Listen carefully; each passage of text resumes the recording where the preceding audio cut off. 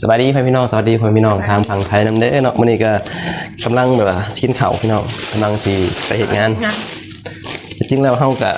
บ่ได้อยากเนาะแต่ว่ากินน้ำเพิ่นแหละเนี่ยยามมื้อเช้าแต่ละมื้อก็สิประมาณนี้กินจักคำ1-2 คำพอมีหมูกินคนเดียวบ่แซ่บติ ก็แถวไปเลย เพราะว่างานแต่เฮ็ดน่ะเดี๋ยวประมาณ 10 โมงก็กว่าเฮาก็ได้กินข้าวแล้วว่าซี่นะแต่ถ้าเกิดว่าเฮาอยู่คนเดียวเฮาก็ไปกินข้าวอยู่ร้านเลยพี่น้องแต่ว่าอยู่กับเมียก็ต้องแบบกินข้าวกันจังไปเฮ็ดว่าซี่นะเพราะว่านั่งเฮ็ดงานบ้านเนาะแบบว่ากินเองว่าซี่นะประมาณนี้แหละพี่น้องชีวิตในห้องเสาน้อยๆ2 คนเฮามากินข้าวนำกันเด้อพี่น้องเด้อนี่กับข้าวเฮามึงหมูทอดพี่น้องพ่อวีได้กินข้าวเดียวไปเลยเจ๊ มันก็ข้าวเหนียวให้1เองพี่น้องนี่หัวข้าวเฮา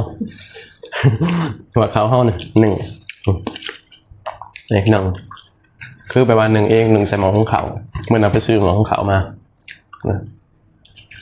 ข้าวเหนียว1ดีพี่น้องถ้าเพิ่นได้แบบว่ามามีหม้อหุงข้าวอยู่แล้วอยากกินข้าวเหนียวสิก็สามารถแบบว่าเอาไป1กินได้เด้อพี่น้องนะมันสามารถ1ได้สั่งมาจากสุกดีนิ่มดีพี่น้อง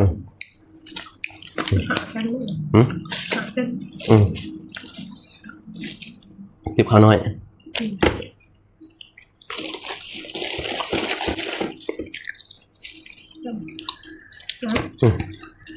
เอาแล้วก็จีบไปงานพี่น้องพอกันคลิปหน้าพี่น้องคลิปนี้ก็ไปแล้วบ๊ายบาย